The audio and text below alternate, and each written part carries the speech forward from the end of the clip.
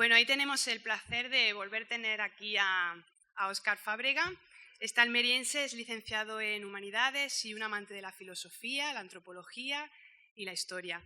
Cuenta con una amplia trayectoria literaria, ya sea como blogger o como articulista en diversos medios digitales, y actualmente es colaborador en el diario La Voz de Almería con una columna dominical titulada Homo Insolutus. Podemos escuchar a Óscar en dos programas de radio, por un lado en Tempus Fugit, en Candil Radio, y por otro en Homo Insolutus, en el que cada semana nos acerca a la figura de algún humano peculiar.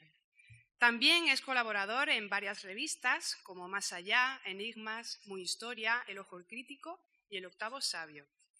Y podemos encontrar información y enlaces a todos sus trabajos en su página personal oscarfabrega.com. Debemos destacar de Óscar su pasión no solo por la historia y los enigmas, sino por la búsqueda de la verdad. Y a raíz de esa búsqueda por conocer y hacernos llegar la verdad de ciertos enigmas, ha publicado el resultado de sus investigaciones en varios libros, como son Prohibidos cavar en este pueblo, Compendium Redae, 100 años de René Le Chateau, Pongamos que hablo de Jesús, y su última publicación, ¿Son reales las reliquias de Cristo? José Manuel Morales es nuestro segundo ponente, juntos van a dar la ponencia de ahora. Es un cordobés de nacimiento, licenciado en Administración y Dirección de Empresas por la Universidad Loyola de Andalucía y además cursó el programa superior en Dirección de Ventas de la ESIC Business and Marketing School de Sevilla. Podemos conocer los trabajos y toda su información en su página web también personal en www.josemanuelmorales.net. En ella encontraremos enlaces a sus conferencias, sus apariciones en programas como Cuarto Milenio, sus artículos en el diario Córdoba, donde tiene también una columna semanal, y en el suplemento dominical Zoco, Diario Córdoba. Allí escribe sobre enigmas y tradiciones locales. Además, José Manuel colabora eventualmente en revistas como Óscar, en Más Allá, Año Cero y Enigmas. Es director y presentador de un programa de televisión, Córdoba Misteriosa, y además fundó la empresa de visitas guiadas Rutas Misteriosas. Es autor de 3 ensayos, Casas Encantadas de Córdoba, Enigmas y Misterios de Córdoba y Templarios. Y precisamente sobre los templarios y sobre la figura de Jesús, hoy viene junto a Óscar para ofrecernos esta charla. La misteriosa Orden del Temple pues, fue una organización muy rica, muy famosa y poderosa en la Edad Media, pero en menos de 2 siglos fue suprimida y sus dirigentes fueron enviados a la hoguera. Y tenemos algunas dudas que ellos nos van a aclarar. Por ejemplo, ¿qué secretos poseían para que se convirtieran en una organización peligrosa para las autoridades eclesiásticas? ¿Descubrieron información sobre la vida de Jesús o sobre su personaje? ¿Cuáles son las claves más importantes relacionadas con la vida de Jesús? A todo esto nos van a dar respuesta. Para mí es un enorme placer teneros aquí y os doy paso a Óscar y a José Manuel. Un aplauso, por favor. Bueno, buenas tardes. ¿Se escucha bien? ¿Sí? Este mejor, ¿no? Bueno.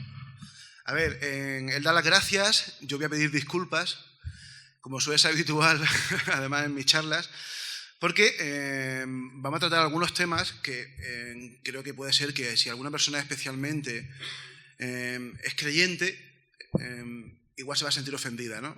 Hay una frase que yo siempre digo que es excusa non petita, accusatio manifesta, es decir, el que pide disculpas por adelantado es porque va a hacer algo malo. No creo, pero sí es verdad que partiendo de que las creencias religiosas son un factor muy emocional y el personaje de Jesús, desde un punto de vista histórico, tiene mucho sobre lo que ahondar y mucho que también puede perturbar quizás a un creyente. De nuevo, pedimos disculpas, pero es lo que tenemos que hacer como historiadores, ¿no? Intentar llegar un poco a la verdad de lo que hay tanto detrás de los templarios como detrás de Jesús de Nazaret. Así que ya sin más, bueno, empezamos. Gracias. Bueno, pues es básico para una charla de este tipo que comencemos repasando brevemente, muy brevemente, la historia de las cruzadas y de la Orden del Temple.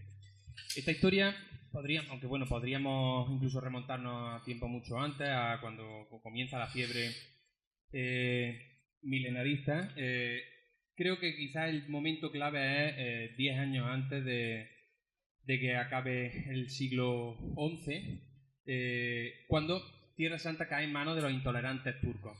Hasta ese momento había pertenecido a los musulmanes, pero eran unos musulmanes ligeramente más moderados, pero es cuando cae en manos de los turcos, cuando comienzan a hacer todo tipo de humillaciones, de vejaciones a los peregrinos cristianos que van a visitar Jerusalén para conocer los lugares donde ha tenido lugar la pasión de Cristo.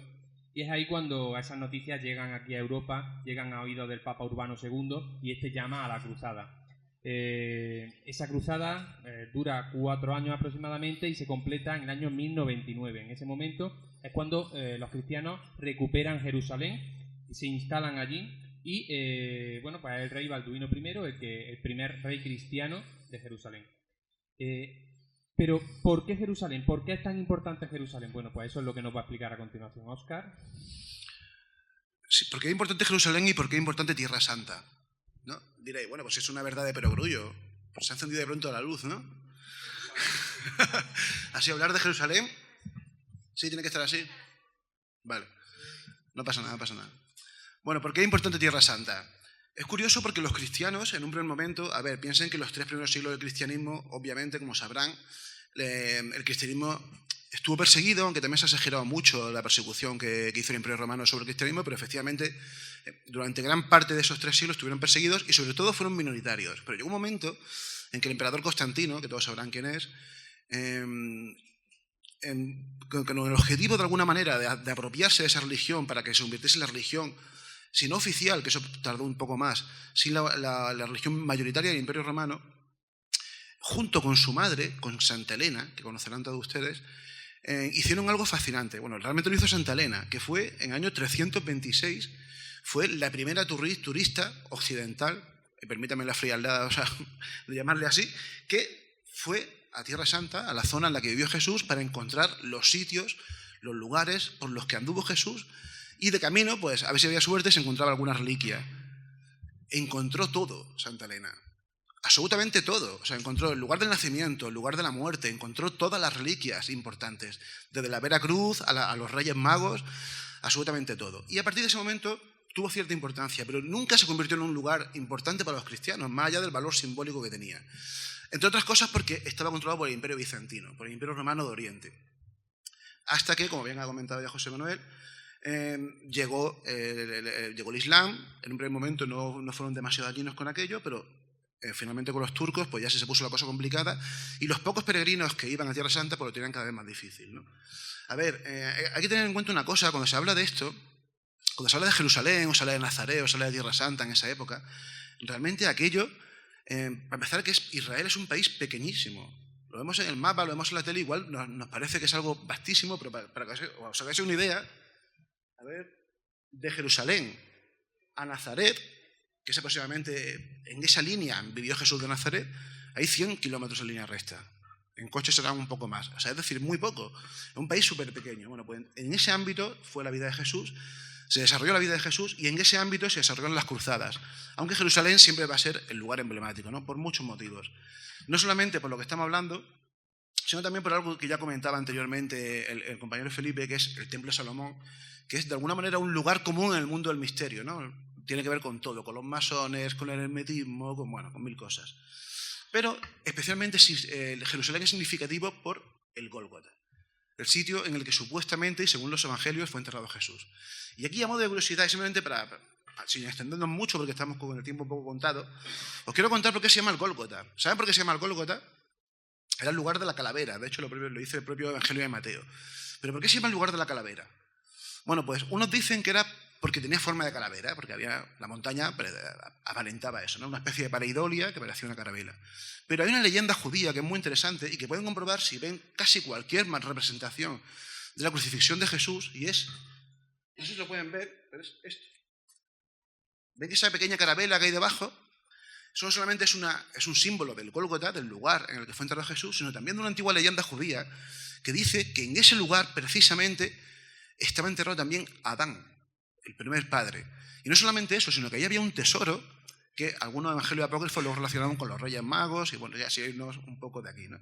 Bueno, pues bien, en aquel lugar, en el año 326, Santa Elena, la madre de Constantino, encontró lo que también comentaba antes Felipe, el lugar en el que fue enterrado Jesús, el lugar en el que fue crucificado Jesús y el lugar en el que fue enterrado, que está al ladito, porque según también la versión evangélica, el sitio, la tumba de José de Arimatea estaba muy cercana del lugar de la crucifixión.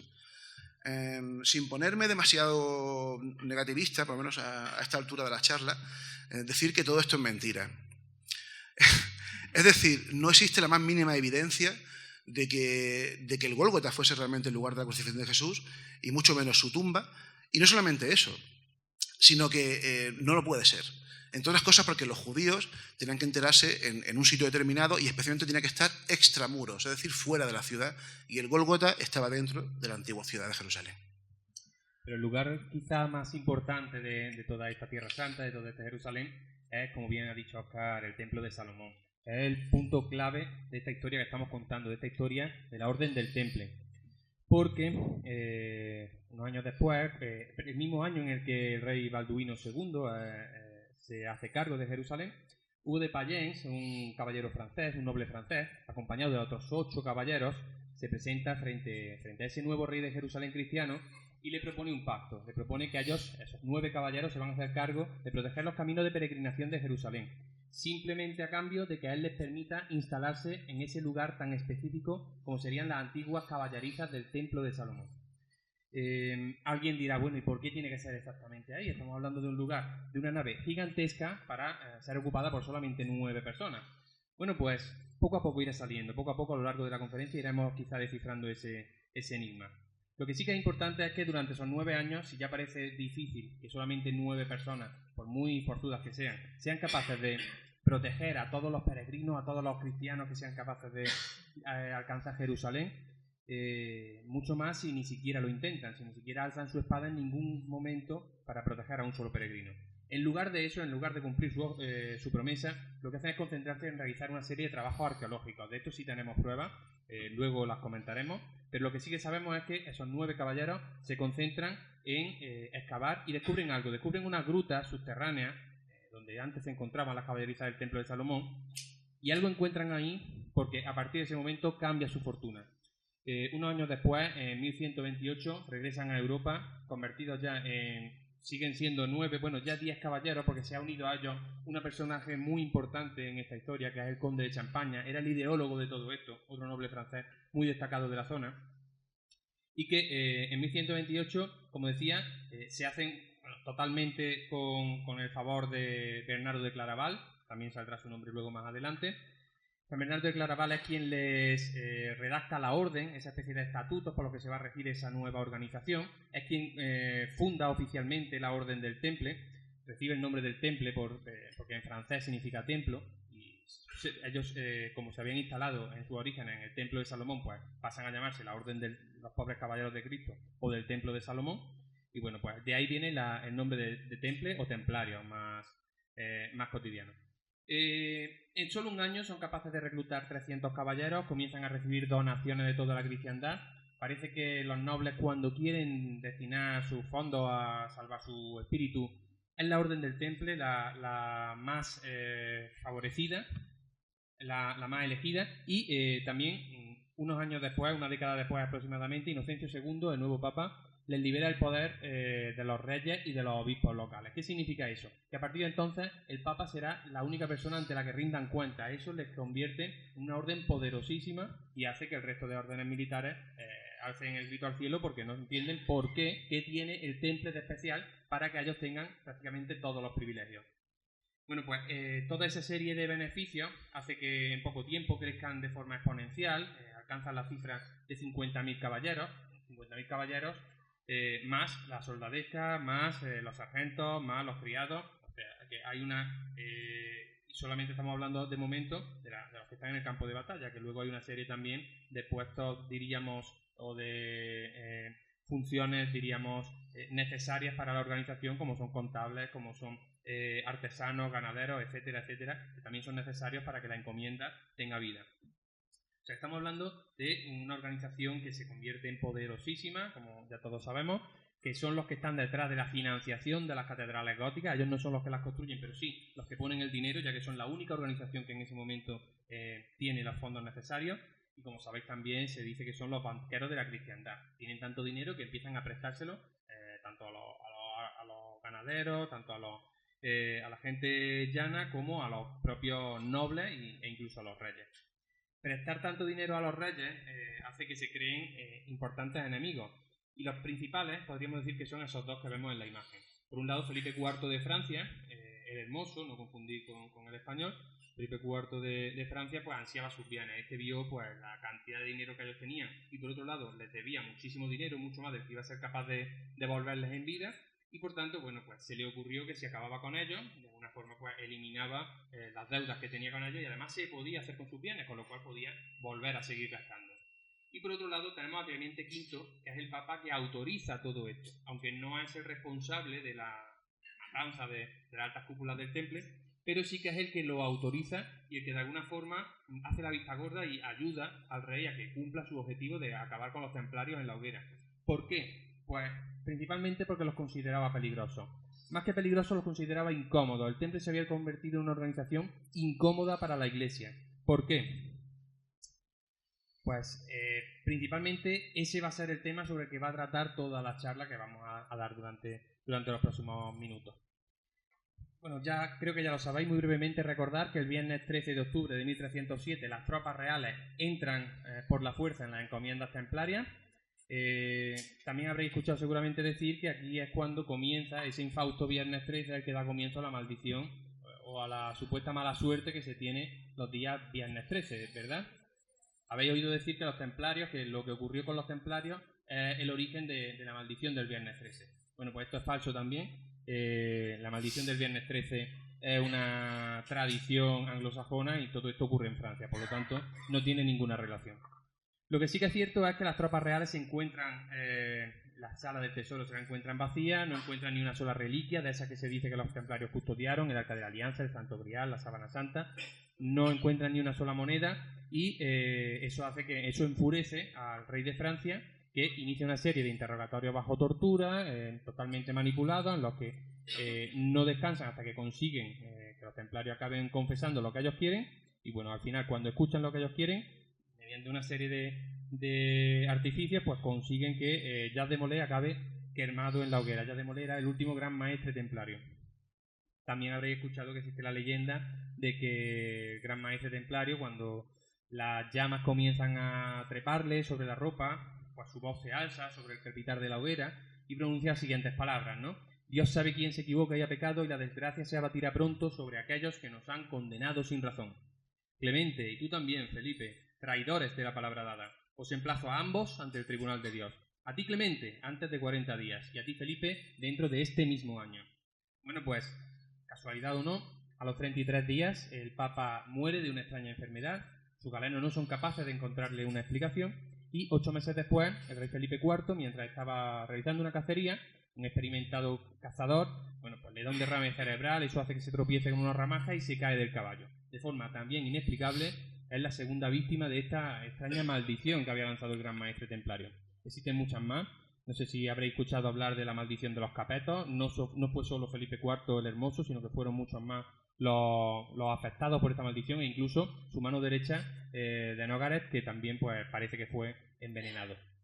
Pero, ¿por qué fueron tan incómodos? ¿Por qué eran tan incómodos para la Iglesia? Bueno, pues la primera pista nos la va a dar Óscar, porque nos va a empezar a hablar de la figura de la diosa en el cristianismo. Y aquí vamos a empezar a entender algunas de las claves que podrían explicar este enigma. Bueno, a ver, la religión cristiana, la religión católica, igual sobra decirlo, ¿no? Pero es tremendamente machista. Y no me refiero a su práctica, sino a su origen. Sus escrituras son machistas, el Nuevo Testamento es machista, pero también es machista el pueblo en el que vivió Jesús, que es el pueblo judío. Son machistas sus escrituras, entre otras cosas porque el judaísmo se destaca por algo, más allá del que sea una religión monoteísta, que también, es por la anulación absoluta de un concepto que hasta ese momento era esencial en todas las religiones con las que competiría, mejor dicho, el cristianismo en el siglo I, que es el concepto de la diosa, de la mujer, la representación de la diosa, que bueno, tiene muchos matices, ¿no? Esencialmente representa la fecundidad, y de hecho, esta figura que tienen detrás, que es una Venus, creo que es la Venus de Willendorf, esta Venus representa exactamente eso. La diosa Venus romana representaba eso. Todas las religiones sumerias, egipcias, todas las religiones de la antigüedad, las religiones mesoamericanas también, sudamericanas, en todas las religiones de la antigüedad, la diosa tiene un papel esencial. Sí que es verdad que en casi todas siempre el dios principal era un varón, pero en eso tampoco vamos a entrar. ¿Pero qué pasa con el cristianismo? El cristianismo anuló totalmente esto.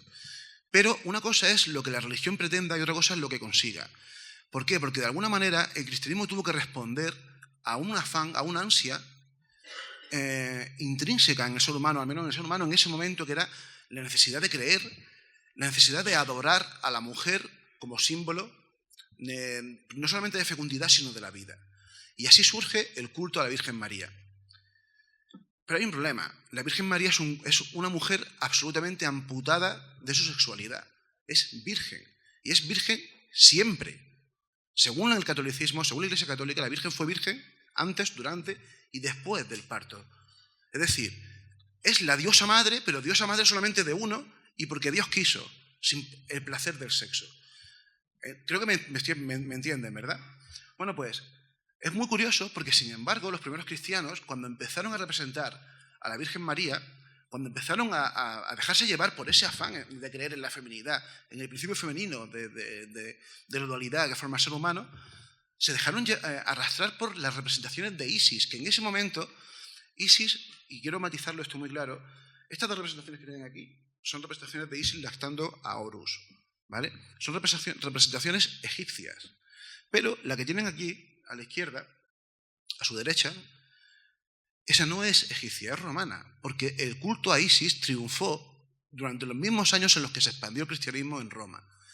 Observen, de hecho, a quien está amamantando no es a Horus, sino que es a Harpócrates, que viene a ser la versión de Horus dentro de los cultos isíacos que triunfaron en Roma y que, de hecho, triunfaron incluso aquí. En Cádiz, por ejemplo, hay un famoso isíaco, hace poco estuve precisamente en el Museo de Cádiz, y hay restos de estatuas, de figuras de Isis, ¿no? Observen el parecido que hay, pero brullo lo que estoy diciendo, pero bueno, entre esta representación, por ejemplo, de Isis lactante, que es del siglo IV de nuestra era, no antes de Cristo, y la que hay antes, que es la primera representación de la Virgen María que se conozca, que está en las catacumbas de Priscila en Roma. Dirán, pues está claro que uno ha copiado al otro, o no.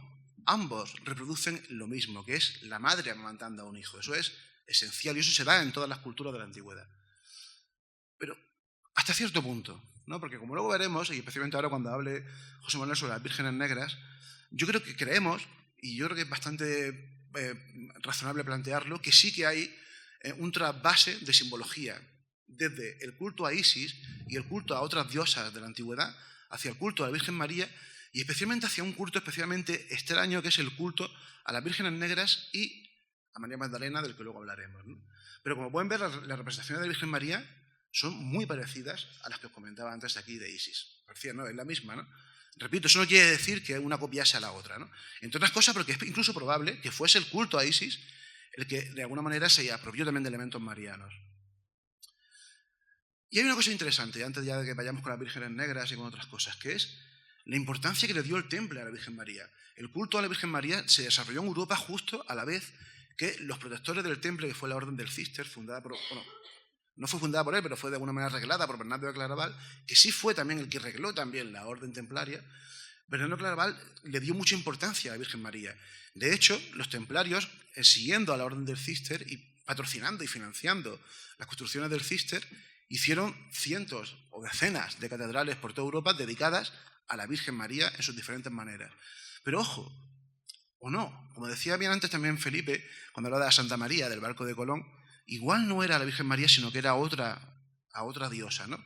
Porque en los franceses a sus catedrales dedicadas a la Virgen, entre comillas, le llaman la Notre Dame, Nuestra Señora, pero no dicen que sea María, o igual es otra María, ¿no? Pero bueno, hay una leyenda de Bernardo de Claraval que es muy curiosa, que dice que pues, un día estaba orando precisamente delante de una imagen de la Virgen lactante, cuando de pronto le dijo, muéstrate a ti misma como madre. Y en ese momento pues brotó de uno de los pechos de la estatua, brotó leche, que hay diferentes leyendas, una dice que le cayó en la boca, otra dice que le cayó en los ojos, sea como sea, eso viene a ser un símbolo, eso viene a representar la sabiduría que según Bernardo de Claraval, a partir de ese momento, obtuvo, ¿no? Es curioso porque si lo vemos desde una perspectiva pagana, alejándonos de la imagen cristiana, no deja de ser eso, ¿no? O sea, de pronto alguien recibe la sabiduría de una mujer que está lactando, ¿no? Que está dándole mamar a su hijo. Eso parece retrotraerse a esos cultos mistéricos, a esos cultos ancestrales dedicados a la vida de esa madre, ¿no? Estamos hablando de Bernardo de Claraval, que es, si hay alguien importantísimo en el éxito del cristianismo en la Baja Edad Media, es precisamente este señor. Y que, como antes hemos comentado, también es el responsable de que exista la Orden del Temple y, bueno, pues digamos su principal patrocinador. Pero bien ha dicho Óscar que la figura de la Virgen María le falta algo, ¿no? Algo que quizá que sí que tienen las vírgenes negras. Pero bueno, como estamos analizando qué es lo que hacía incómodo a los templarios para el cristianismo, debemos darnos cuenta que hay muchas figuras templarias que están muy relacionadas con lo pagano. ¿Por qué? Pues porque los templarios, gracias a esos intercambios comerciales que tenían con los judíos, con los musulmanes, parece que ellos conocieron ese contacto, les hizo absorber algunos elementos de la parte, bueno, pues de la cábala judía, de la parte más esotérica del Islam, y todo eso lo adquirieron ellos. Lo adquirieron y modificó de alguna forma sus propios rituales para que hicieran un cristianismo, digamos, tuneado. Cristianismo en el que, bueno, pues sabéis que tiene cabida algunas deidades paganas como ese Baphomet del que tanto se ha especulado y del que hoy no vamos a hablar porque realmente como no se sabe lo que es, pues es complicado estudiarlo. Pero sí que vamos a analizar uno de los elementos más paganos que está relacionado con los templarios, como es el de las vírgenes negras. Veis ahí, por ejemplo, la figura del Cristo del Crucifijo en Puente de la Reina, el lugar donde se unen los caminos los dos ramales principales del Camino de Santiago. Veis ahí la Virgen de la Peña de Francia. Y como veis, esa Virgen, pues, su iconografía no se parece demasiado a la que tenemos aquí en la iglesia más cercana, ¿no? Es una Virgen, eso con muchos pechos, de forma que es claro elemento, el icono de la fecundidad, como antes ha comentado Óscar. Fijaos, los templarios son quienes aprenden el culto a Isis en Alejandría y lo importan a Europa, pero, como podéis imaginar, no podían rendir culto a Isis claramente a ojos de la Iglesia. ¿Qué es lo que hicieron entonces? Disfrazar a Isis de Virgen María. Para poder rendir culto a Isis, ellos lo que hicieron fue disfrazarla de Virgen María y de esa forma camuflarla a ojos de la Iglesia para que le permitiera, o no les condenaran por herejía, por estar rindiendo culto a una diosa pagana, una diosa egipcia. ¿Y cómo era Isis? ¿Cómo era Isis? Pues, como todas las vírgenes negras, tenían la piel oscura, tenían el rostro inexpresivo, tenían los ojos almendrados, tenían la nariz grande, tenían la mirada hierática, miraban al horizonte. Es decir, nos recuerda demasiado a una esfinge egipcia, nos recuerda demasiado a esa iconografía que antes nos ha mostrado Óscar de Isis amamantando a su hijo Horus. Si os dais cuenta, la iconografía de Isis con Horus y la de el niño Jesús con la Virgen María es exactamente igual, como bien ha explicado Óscar.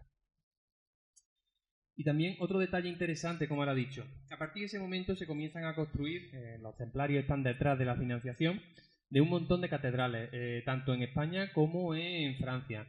Catedrales que se construyen durante la época de mayor esplendor templario, el siglo XII, siglo XIII, y en los lugares donde los templarios tenían sus plazas más fuertes. Ahí tenemos tres ejemplos, Notre Dame de París, Notre Dame de Reims y Notre Dame de Amiens. Tres catedrales muy similares con algunos elementos muy interesantes y que están bajo la advocación de Nuestra Señora. Pero como bien ha dicho Óscar, no queda claro exactamente a qué Nuestra Señora se refiere. ¿Se refiere a Nuestra Señora la Virgen María o se refiere a otra Nuestra Señora? ¿Se podría referir a Nuestra Señora de Isis? Bueno, pues ahí lo dejamos abierto porque ellos voluntariamente lo dejan abierto. Y algo muy importante que tienen todas esas catedrales y que es una absoluta novedad en el cristianismo, comienzan a colocar a la Virgen María en un lugar prominente.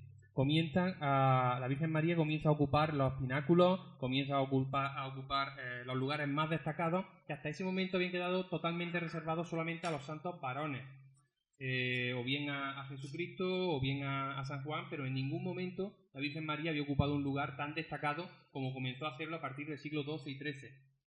Esto también está reforzado por San Bernardo de Claraval y comienza a ser algo llamativo. A nosotros nos puede parecer totalmente cotidiano el culto a la Virgen María, encontrar a figuras de la Virgen en lugares destacados y tener muchos devotos, pero hasta ese momento no había ocurrido nunca. Como bien ha dicho Óscar, la religión cristiana y católica, sobre todo, era eminentemente masculina, eminentemente machista, y adorar a la Virgen María pues no era algo habitual. Y como bien ha dicho él, a la Virgen María le falta algo. Todas las diosas que las religiones anteriores habían confeccionado tenían una doble vertiente. Por un lado tenían la vertiente de la fecundidad, de ahí esos pechos que les colocaban para amamantar a los niños, y por otro lado tenían esa otra vertiente que sería la de la sensualidad. A la Virgen María le eliminan, totalmente le extirpan esa parte, y claro, se queda un poco, en el cristianismo se queda sin esa figura que represente la sensualidad. Una figura que sí que viene después a ocupar ese hueco, y que Óscar pues es experto. Pues sí, porque María Magdalena viene a ser justo esa mitad que faltaba, ¿no? A ver, hay que dejar claro también que María Magdalena, si hay un personaje ninguneado, si hay un personaje ninguneado en el Nuevo Testamento, es María Magdalena. Y no voy a entrar tampoco en asuntos como si fue o no la pareja de Jesús, que eso ya serían un poco especulaciones, posible, pero no es tampoco el motivo, ¿no? Pero hay algo esencial, ¿no? No sé si han leído ustedes los Evangelios, pero María Magdalena tiene un papel esencial en los momentos esenciales de la vida de Jesús, que es la detención, la muerte y especialmente la resurrección de Jesús. Esta imagen que tienen aquí es una representación de un episodio de Jesús resucitado que aparece en el Evangelio de San Juan. Por cierto, aparece en San Juan y no aparece en ninguno de los otros, que es muy curioso y que tiene un punto de sexualidad o de sensualidad, como queramos llamarlo, que es por lo menos inquietante, ¿no? Siempre y cuando se vea de esa perspectiva, ¿no? No sé si conocen el episodio, pero bueno, resulta que María Magdalena llega junto con el famoso discípulo amado, que algunos también plantean que María Magdalena, sería otra historia. Llegan al sepulcro, se lo encuentran abierto, no encuentran a Jesús ahí, y Pedro junto con el discípulo amado se van, y de pronto aparece alguien que María Magdalena no consigue identificar. Y eso es muy curioso, ¿no? ¿Por qué no consigue identificar a Jesús? Hasta que Jesús se le manifiesta. Entonces hay un momento en el que, no lo dice explícitamente Juan, pero María Magdalena se le acerca a Jesús y Jesús le dice, y lo voy a decir en latín, que es noli mi tangere, no me toques. No me toques porque tengo que cumplir mi destino o algo así, ¿no? ¿Cómo que no me toques? ¿Por qué le dice eso a María Magdalena? ¿Por qué no reconoce María Magdalena a Jesús y está hablando de que era el líder de su grupo religioso, ¿no? Hay algo extraño aquí. Bueno, al margen de esto, María Magdalena es un personaje ninguneado, primero, porque aparece muy poco en el Nuevo Testamento, en los Evangelios, aparecen los 4, pero aparece poquísimo, pese a la importancia que seguramente tuvo que tener, porque si no, no sería la primera persona a la que en los 4 Evangelios se le aparece Jesús. Se le aparece, excepto en Marcos, que no, sino que directamente llega y se encuentra el sepulcro vacío. Fue un personaje importante y seguramente fue ninguneado. Seguramente fue ocultada su historia aposta. No solamente eso, sino que hay otros 2 personajes en el Nuevo Testamento que tradicionalmente se han relacionado con María Magdalena, que son María de Betania y especialmente esta, la pecadora de Lucas, que es como se suele llamar. De aquí viene la falsa interpretación, la falsa relación, la falsa idea de que María Magdalena fue prostituta. ¿Por qué? Porque la única mención que hay en ninguno de los 4 evangelios a María Magdalena antes del episodio de la pasión de Jesús se da justo antes de esa escena de Lucas 7:36, que es cuando Jesús dice que está en casa de un fariseo, de un tal Simón, y llega una señora y se ofrece a limpiarle los pies a Jesús, a limpiarle los pies y a ungirlos con perfume. Lo hace y lo seca con su pelo, una escena también muy sexual, ¿no? Porque, imaginen, eso no era nada habitual que una mujer hiciese eso, y menos sin ser la mujer de la persona que tal, ¿no? Bueno, pues esta mujer ha sido identificada tradicionalmente como María Magdalena, la pecadora de Lucas. Sea como sea, hay algo interesantísimo que tiene mucho que ver primero con la proliferación de la Virgen María, gracias al Temple y gracias a la Orden de Císter, pero es que a la vez que está pasando eso, en el siglo XIII, en Francia empiezan a aparecer como setas, iglesias, pequeñas unas, grandes otras, que se empiezan a consagrar a Santa María Magdalena. Porque recuerden, Santa María Magdalena, a pesar de que la Iglesia hasta el Concilio Vaticano II ha defendido que era prostituta, también era santa, porque era el ejemplo perfecto de la redención, ¿no? La prostituta era el peor pecado para esta gente, de pronto se arrepiente de su pasado, se entrega a Jesús y tal. Bueno, Y sí, y ahí sí podemos especular un poco con lo que comentaba antes José Manuel, y si esa Notre Dame, de la que habla, a la que dedicaron muchas catedrales los templarios y la Orden del Císter, no se refería en realidad a María Magdalena. En Francia, a día de hoy, hay cerca de 600 iglesias consagradas a María Magdalena. En España también hay muchas, especialmente en Cataluña, que es precisamente la zona de más influencia del temple en España. Así que yo creo que ya vamos intuyendo un poco que los templarios, bueno, pues descubrieron alguna quizás información, quizás no era objeto, aunque ahora vamos a estudiar todas las hipótesis, los pros y los contras de todas las posibilidades que se han dicho sobre los templarios, y vamos a tratar de intentar, bueno, pues entre todos llegar a alguna conclusión. Así que a partir de ahora lo que vamos a hacer es eso, vamos a las 9 hipótesis principales de cuál fue el verdadero secreto oculto de los templarios, el que les hizo tan importante, tan peligroso, el que les hizo acabar en la hoguera, pues vamos a tratar de descifrarlo. Como decimos, escuchando los pros y los contras que se han dado de cada una de las teorías. Y la primera nos la explica Óscar, bueno, va a tratar de decirnos si quizás lo que descubrieron los templarios fue que Jesús pues, no murió en la cruz. A ver, si hay algo esencial en el cristianismo es la muerte de Jesús, y la muerte de una manera tan, como decimos los andaluces, tan chunga en la cruz, ¿no? De hecho, es lo único de lo que casi, con total seguridad, los historiadores, los exégetas que hemos estudiado el personaje de Jesús, creo que estamos casi todos de acuerdo en que lo único que seguramente sea verdad, que Jesús murió en la cruz. El resto, incluso eso también habría que verlo, ¿no? Pero el resto sí que parece difícil de comprobar. Pero esto sí, sobre todo porque cuesta creer que alguien se inventase una muerte tan jodida para el líder de su grupo religioso. Pero, ¿y si no fue así? Pueden decir, bueno, ¿y qué está diciendo este hombre? Qué barbaridad, ¿no? Bueno, pues no solamente existen libros contemporáneos, libros muy recientes que lo han planteado, libros de historiadores, algunos bastante sensacionalistas, esto se ha dicho, como por ejemplo Jesús no murió en la cruz, que es de un alemán, un autor que se llama Karl Berner, que realmente levantó toda su teoría en torno a la Semana Santa, la famosa síndone, que también tiene relación con los templarios, porque todo tiene relación con los templarios. El Karl Berner que en realidad se llamaba Hans Niebuhr, este señor planteaba, como otro de los autores que vamos a ver a continuación, que Jesús estuvo predicando en la India, que no murió realmente en la cruz, sino que consiguieron salvarle. ¿Y que le consiguieron salvar? Precisamente José de Arimatea y Nicodemo, que son dos personajes que aparecen en el Evangelio de Juan y que fueron los que ungieron el cuerpo de Jesús, los que iban a embalsamar, en teoría, el cuerpo de Jesús, ¿no? La teoría viene a ser esa. Unos proponen que Jesús no murió, sino que consiguieron salvarle. Otros proponen yendo muchísimo más allá. Este libro, por ejemplo, es muy curioso. Este se llama La crucifixión por un testigo ocular. Es un libro falso, un libro que se publicó en Estados Unidos en el año 1907, que supuestamente era una carta que un esenio le escribió a otro miembro de su compañía, de los esenios, de Alejandría, contándole en primera persona cómo fue la muerte de Jesús, ¿no? O sea, es un fake, es una especie de caballo de Troya de la época, pero es muy interesante porque plantea esta hipótesis, ¿no? Y está hablando de 1907, una época en la que aún era bastante peliagudo decir cosas de este tipo. Pero hay muchos más libros, muchos más autores que han planteado ya no que Jesús no muriese realmente en la cruz, sino que consiguiesen salvarle, sino que todo fue mentira, que todo fue un montaje, que todo fue un acto orquestado por Jesús y por sus discípulos para hacer pasar, a fingir que había muerto en la cruz, con el objetivo de engordar la religión. A ver, que conste que yo no estoy de acuerdo con esto. Yo creo que sinceramente murió en la cruz, ¿no? Pero no deja de ser curioso como esto no deja de ser un lugar común que no para de repetirse, ¿no?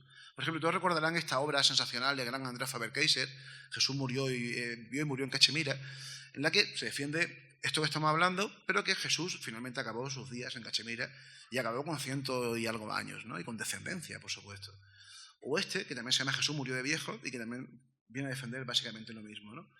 Pero es que hay una cosa muy curiosa, que es que en el Islam, en el Corán, se defiende esto, se defiende que Jesús no murió en la cruz. No sé si lo pueden leer, pero hay un momento en el que dice, pero no le mataron ni le crucificaron, pero a ellos se lo pareció. ¿Por qué pasa esto? Bueno, hay que entender que los musulmanes obviamente no pueden estar de acuerdo nunca con la resurrección de Jesús, por lo tanto no pueden estar de acuerdo con que Jesús muriese, y para explicar la no resurrección, pues argumentan que no murió realmente en la cruz, sino que les pareció. ¿Pero cómo que se lo pareció? O murió o no murió, no puede ser que a alguien se le pareciese, ¿no?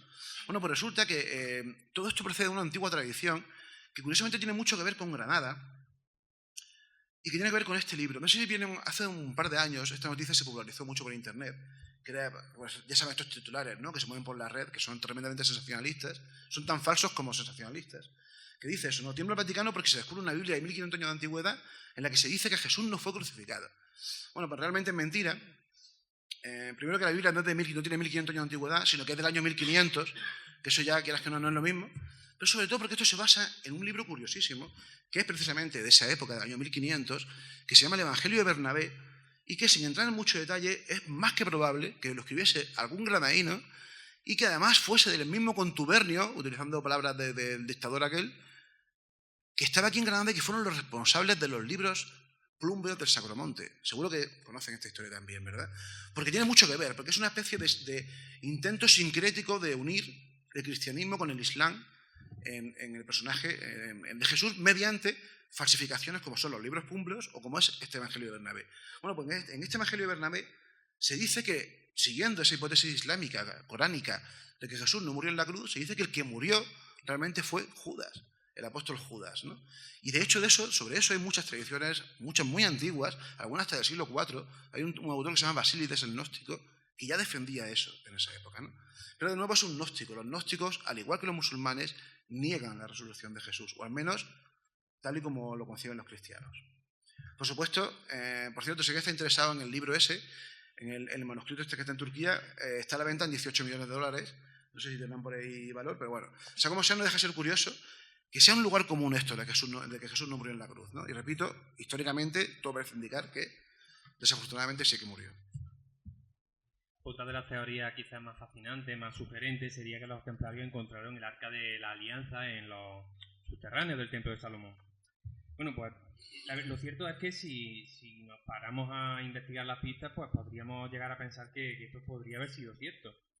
Claro, en el Éxodo 25 encontramos exactamente las instrucciones que le da Yahvé a Moisés en su encuentro en el monte Sinaí, cuando le entrega las tablas de la ley, y le explica que no puede guardarla en cualquier sitio, sino que tiene que fabricar un cofre especial, con unas medidas especiales, hecho con unos materiales especiales, que es el único capaz de custodiar esas tablas.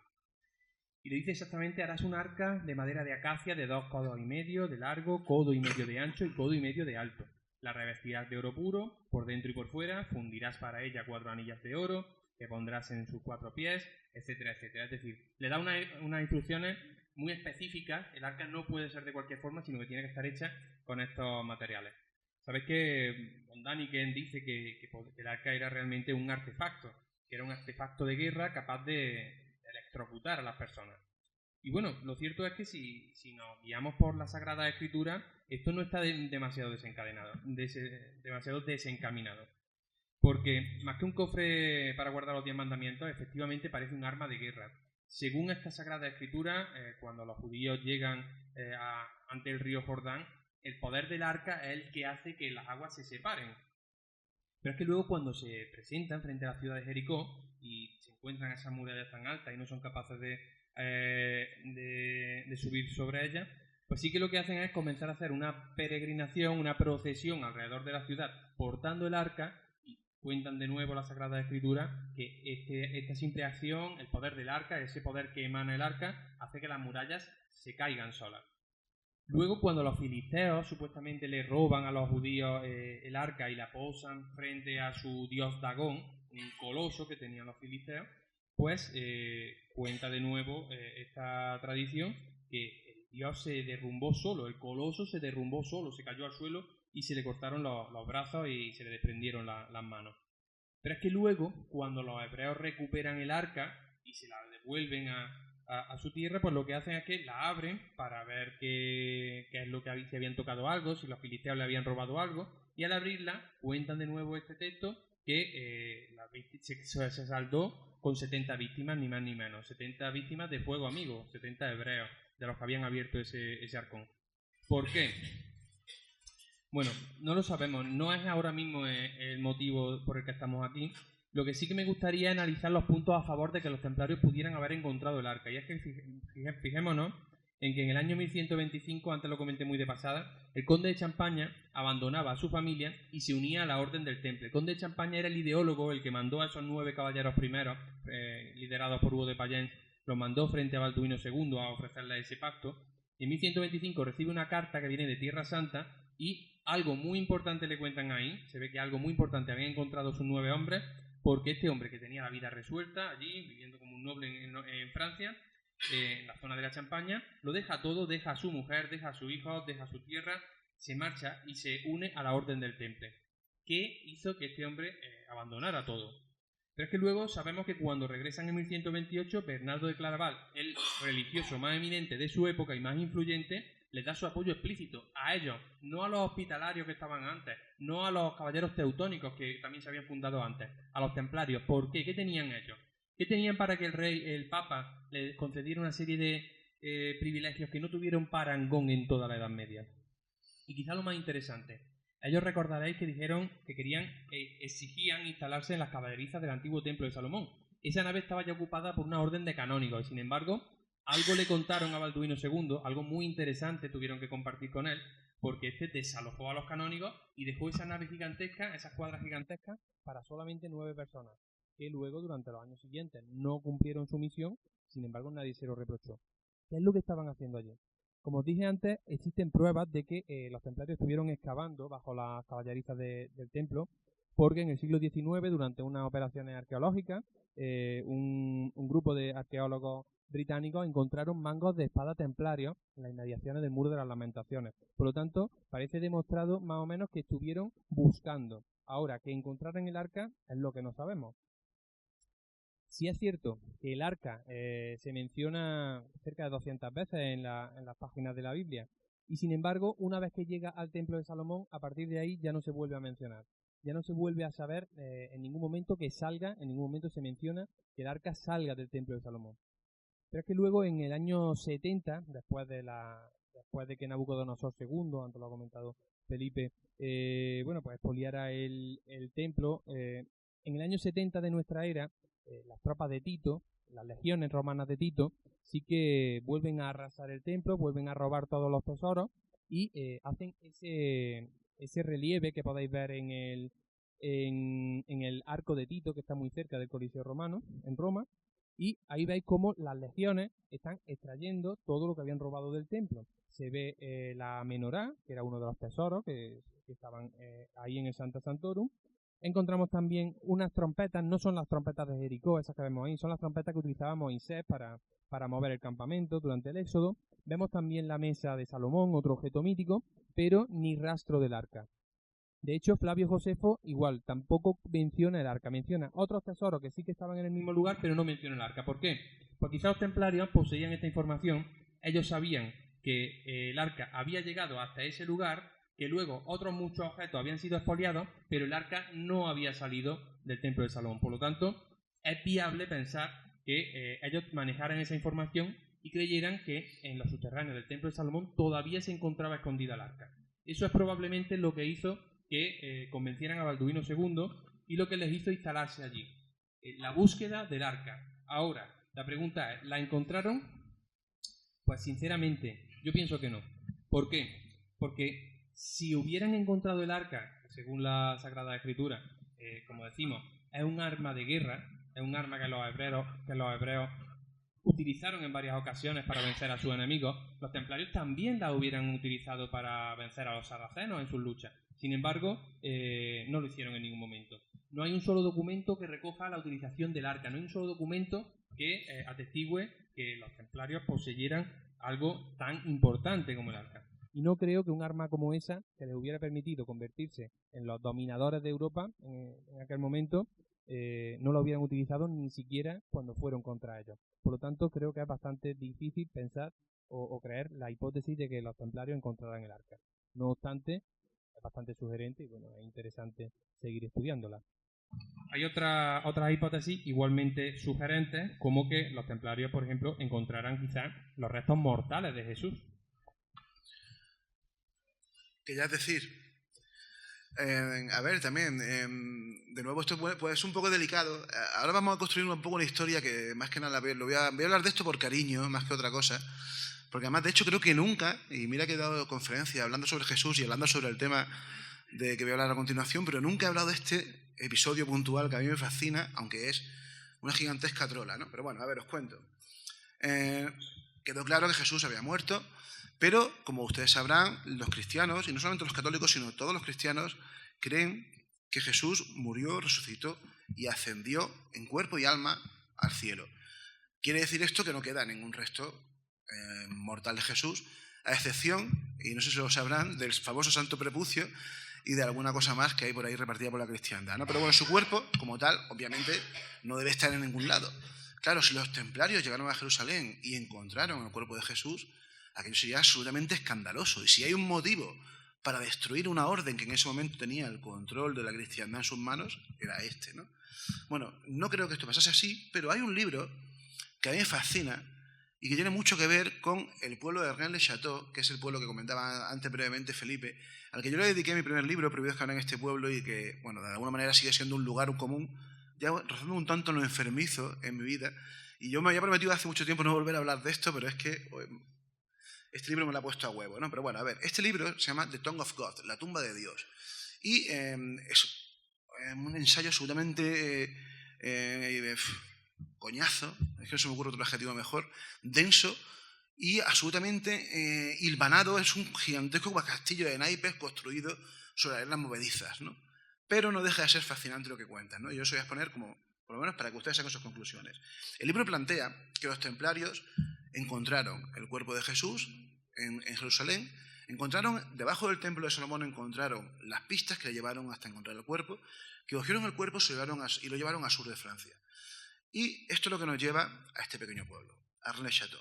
Supongo que conocerán la historia, ¿no? Bueno, la historia de este cura, Berenguer Saunier, un cura que supuestamente se hizo rico, sin que se sepa muy bien el origen de su fortuna, aunque ni se hizo tan rico y seguramente se sabe el origen de su fortuna, pero que este señor, como consecuencia de varios libros, especialmente este, que es un libro esencial del mundo del misterio, imagino que todos conocerán, un libro clave, El Enigma Sagrado, del año 82, gracias a este libro se popularizó una idea que relacionaba este pequeño pueblo, Rennes-le-Château, la historia del cura que se hizo rico, con María Magdalena, otro lugar común en todo esto que estamos hablando, con los templarios y con una sociedad secreta que se llama el Priorato de Sion, que seguro que conocen por lo menos por el Código da Vinci de Dan Brown, ¿verdad?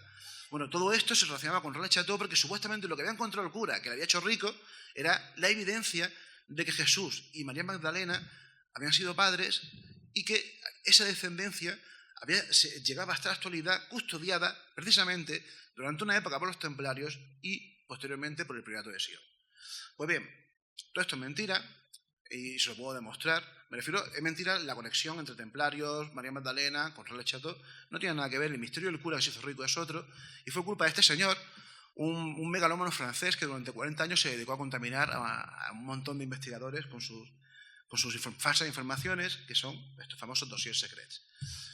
Y esto, unos pergaminos que según esta versión, la Belle Histoire, que le llaman los franceses, la Bella Historia, según la Bella Histoire, estos fueron los pergaminos que permitieron al cura, a Berenguer Saunier, encontrar un tesoro o lo que fuese que le ayudó a hacerse rico. Pues bien, los pergaminos están encriptados, los pergaminos lo hizo el señor lo he comentado antes, Pierre Plantard. Esos pergaminos están encriptados y en uno de ellos, no sé si lo pueden ver, dice: pastora, ninguna tentación que Poisson, Teniers tienen la clave. Esto tiene mucha relación con esto. ¿Conocen este cuadro? Este cuadro es Los pastores de la Arcadia, de Nicolas Poisson, y estos falsos pergaminos pretendían relacionar a Rennes-le-Château con este cuadro. Esos pergaminos aparecieron en el año 60. Y esto es muy curioso, porque en esa época aún no se ha descubierto esto. Una tumba que está muy cerquita de Rennes-le-Château, una supuesta tumba que está muy cerquita de Rennes-le-Château, que inmediatamente el parecido es realmente fascinante con la tumba de Poisson. De hecho, hoy en día se le llama la tumba de Poisson. ¿Lo ven? Muy parecido. Pero no solamente eso, sino que es que el paisaje, si lo ven aquí, aquí, esto de aquí, parece coincidir con el paisaje real, que sería esto de aquí, que es el Pic de Blanchefort, Rennes-le-Château, que está aquí, y el Monte Cardou, que está aquí. Un poquito cogido así, ¿no?, con pinzas, pero esto es lo que planteaba Pierre Plantard y lo que han planteado muchos autores pretendiendo que esa tumba tiene algo que ver con Rennes-le-Château. Este es el Monte Cardou. Cardou en occitano el nombre antiguo es Corp Dieu, el cuerpo de Dios. Y según estos autores de Tongue of God, del libro este que os comentaba, lo que encontró Saunier, lo que encontró aquel cura, no fue la evidencia del linaje de Jesús y María Magdalena, ni fue un tesoro, sino que fue eso. De hecho, estos autores, después de montarse una cosa súper complejísima, con cuadros, con mapas, con trigonometrías y con rollos, plantean que Jesús está enterrado en lo que es aquí, justo en medio de esos dos picos, que por cierto son los que aparecen también aquí, esos dos de ahí. Sea como sea, esto es, de nuevo, y lo siento, ya me gustaría que fuese verdad, pero es mentira. Esto se ha vendido como la pólvora, y si le invito a que busquen cualquier página en internet sobre René Chateau y verán cómo esto le vuelve a aparecer. Pues bien, no solamente es que es mentira, sino que es una farsa. Sabemos quién lo hizo y lo que hicieron. Esa tumba realmente no se parecía en nada a la tumba de Poussin. Esta foto, una foto real de un investigador francés, amigo nuestro, Jean Brunelin, que deja clarísimo que esto, no sé si se ve bien porque hay mucha luz, pero aquí se ve claramente que toda la parte de arriba que hace que se parezca a la tumba de Poussin fue un añadido que hicieron seguramente Pierre Plantard, Gerard de Sède y algún francés más en el año 70. Antes la tumba era un cuadrado perfecto, un rectángulo perfecto, y esto lo añadieron para que pareciese la tumba del cuadro de Poussin. Pero bueno, sea como sea, siguiendo con los posibles orígenes de esta persecución de los templarios, José, no sé cómo estamos de tiempo. Vamos bien, ¿no? Vamos a hablar de un tema que a Felipe le va a encantar, que es ¿y si tuvieron realmente relación con América? ¿Y si los templarios descubrieron o sabían ya que existía ese continente? Pues lo cierto es que cada vez son más los investigadores que se declinan a pensar que fue efectivamente así. Bueno, yo creo que ya prácticamente no queda nadie que piense que fue Cristóbal Colón el primero en llegar, pero bueno, ahora lo que vamos a estudiar es si fueron los templarios. Quizá no los primeros tampoco en llegar, pero sí los primeros europeos en descubrir el continente americano. Fijaos, existen varios enigmas al respecto que se explicarían fácilmente si los templarios hubieran descubierto América. Y es que, por ejemplo, estamos hablando del siglo XII, siglo XIII, cuando un momento en el que todas las minas de plata, tanto europeas como africanas, se encontraban ya agotadas, en aquel momento los templarios no paraban de acuñar su propia moneda de plata. De hecho, inundaron la Europa medieval de monedas de plata. Nadie sabe de dónde sacaban el mineral. Por otro lado, antes lo hemos comentado, ¿no? Para ser más exactos, no solo financiaron las catedrales góticas, sino que es que entre 1180 y 1270 financiaron la friolera de 80 catedrales y 500 abadías. Estamos hablando de un movimiento de piedra que quizás no se llegó a alcanzar en el mundo ni siquiera en la época del Antiguo Egipto. Pero es que hay más, y quizás lo más intrigante de todo. El puerto principal de la Orden del Temple se encontraba en La Rochelle. Creo que lo vemos en el mapa. Es un puerto medieval que a día de hoy es muy bonito de visitar, pero que se encuentra en un lugar que no tiene ningún tipo de explicación. Vamos a situarnos en la Edad Media, en un momento en el que toda la vida comercial del mundo conocido se lleva a cabo en el mar Mediterráneo, y los templarios, más listos que nadie, lo ponen en el lado atlántico. En un lugar, además, que La Rochelle, que se encuentra demasiado al sur para favorecer los tratos comerciales con Inglaterra y demasiado al norte para favorecerlos con Portugal. De forma que, estratégicamente, no tendría ningún sentido tener un puerto tan principal, tan importante y tan rodeado y bien asegurado como el de La Rochelle. Así que, ¿qué hizo que los templarios colocaran ahí ese puerto? Y que además lo tuvieran rodeado por un anillo de fortaleza, para que nadie supiera lo que se hacía ahí, lo que se tramaba ahí. Pues la especulación es que desde ahí es de donde se cruzaban los barcos que iban camino a América a recoger la plata.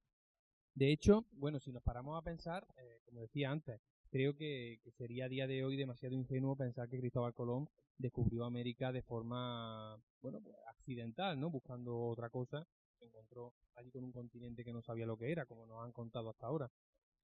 De hecho, quizás la hipótesis que corre sobre este tema es que Colón encontró en los archivos de la Orden de Calatrava una cartografía templaria, que esa fue la que le permitió, por un lado, encontrar tan certeramente América, por otro lado, el ir incluso, como dicen las crónicas del descubrimiento, ir incluso adelantando a su tripulación qué es lo que se iban a encontrar, e iba diciendo, casi como si fuera una especie de medium, iba avisando de que dentro de unas horas iban a encontrarse con un archipiélago y se lo encontraban, iban a encontrarse con tal y se lo encontraban. Eso hizo que lógicamente, su tripulación creyera en él fielmente y ciegamente porque, bueno, parece que sabía a dónde iba. Y quizá lo más interesante de todo, cómo convenció a los Reyes Católicos de que pusiera a su disposición tal cantidad de materiales y tal cantidad de bienes. Estamos hablando de una misión que era sumamente arriesgada y, sin embargo, consiguió allí en Córdoba, se reunió con los Reyes Católicos y consiguió convencer principalmente a la reina Isabel. ¿Qué es lo que les mostró? Tuvo que mostrarles algún documento que demostrara que efectivamente esa empresa iba a tener éxito. Pero es que hay muchos más enigmas y curiosidades cuando analizamos las crónicas de la conquista. Y es que, por ejemplo, Hernán Cortés, cuando llega a México, en 1519 se encuentra que sus hombres, bueno, pues se quedan asombrados al descubrir que las personas que ya estaban allí se confesaban y hacían la comunión, es decir, tenían rituales muy similares a los que a este lado del Atlántico tenían los cristianos. Es como si, o bien existía la tremenda casualidad de que dos civilizaciones que se habían desarrollado de forma tan distante habían llegado a las mismas conclusiones, o bien que alguien de aquí había ido allí a enseñarles. Pero por otro lado, cuando se entrevista a Hernán Cortés con Moctezuma, empieza a hablarle de su antepasado y le asegura que estos antepasados suyos eran blancos, eran hombres blancos, rubios, barbados y de buenas costumbres. Es decir, estaba prácticamente describiendo a un europeo. Pero no queda solo ahí la cosa. En Perú nos encontramos con situaciones muy similares. Cuando Francisco Pizarro llega a Perú, se encuentra que las personas que ya se encontraban allí llaman a sus hombres, se dirigen a sus hombres como viracochas, los llaman como si fueran dioses. Ellos no sabían qué imagen tenía un viracocha, pero cuando los hombres de Pizarro entran de forma atropellada en el Templo del Sol, en Cuzco, en la capital, se encuentran con la figura del viracocha. ¿Y sabéis qué imagen tenía? Pues la de un hombre calvo, con barba, con una túnica larga y con una cruz paté en el pecho. Para colmo, otros nativos se dirigían a esos hombres como los tecpantlaques, que traducido del náhuatl sería algo así como los hombres de palacio. Y los hombres de palacio nos recuerda mucho a los hombres del templo. Y los hombres del templo nos lleva inexorablemente a los templarios. Pero es que, es más, antes también Felipe ha hablado de la capilla de Rosslyn. A este lado del Atlántico también hay algunos elementos discordantes para la historia oficial. En 1440 se construye esa pequeña capilla y ya se representan en esos relieves que hay en los arcos mazorcas de maíz, una planta que no será descubierta, no será conocida en Europa hasta mucho tiempo después, hasta que Cristóbal Colón no descubre oficialmente el continente americano. Por lo tanto, demasiados enigmas que se explicarían si los templarios efectivamente hubieran descubierto el continente americano 2 siglos antes que Cristóbal Colón. Ahora bien, la respuesta. ¿Creo yo que los templarios encontraron el continente americano? Pues fijaos, imaginemos que Óscar y yo tenemos un secreto.